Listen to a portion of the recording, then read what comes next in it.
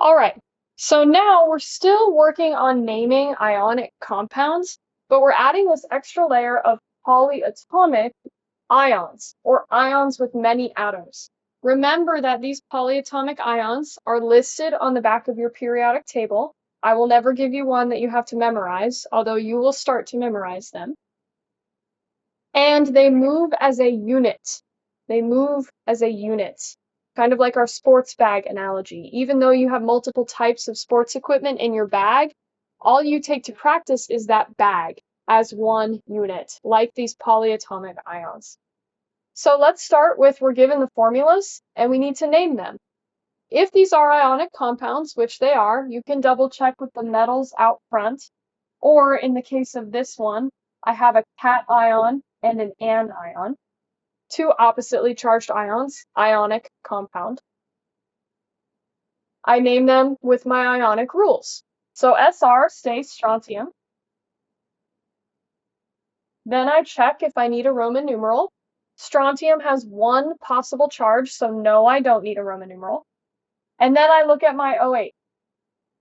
You might say, oh, I'll name it oxide hydride because of those endings. But this is a polyatomic ion. This OH moves as one unit. And when I have that, I name it what it's called. OH we call hydroxide. So this whole compound is called strontium hydroxide. If you're ever unsure if you have a polyatomic ion or not, the thing that you should check is if your compound has more than two elements, because we've been talking about binary compounds, which means two. If your compound has more than two elements, you should be looking for a polyatomic ion somewhere. So if I go to the next one, I have an N, an H, and a Cl, that's three elements. I'm going to check the back of my periodic table for a polyatomic ion. Now, once you do that, you should find that NH4 plus we call ammonium. And so according to my naming rules, I don't change the ending or anything, I call it ammonium. Now this ammonium doesn't need a Roman numeral because it only has one possible charge, the +1. And then I name my Cl like normal with that IDE ending, fluoride. Now let's talk about this next one. One element, two elements, three elements. So I should be looking for a polyatomic ion. And when I do, I find CO3 is called carbonate. So I name my Na as sodium, like normal. Sodium does not need a Roman numeral because it has only one possible charge. And then I call my polyatomic what it is, which is carbon. So this compound is sodium carbonate.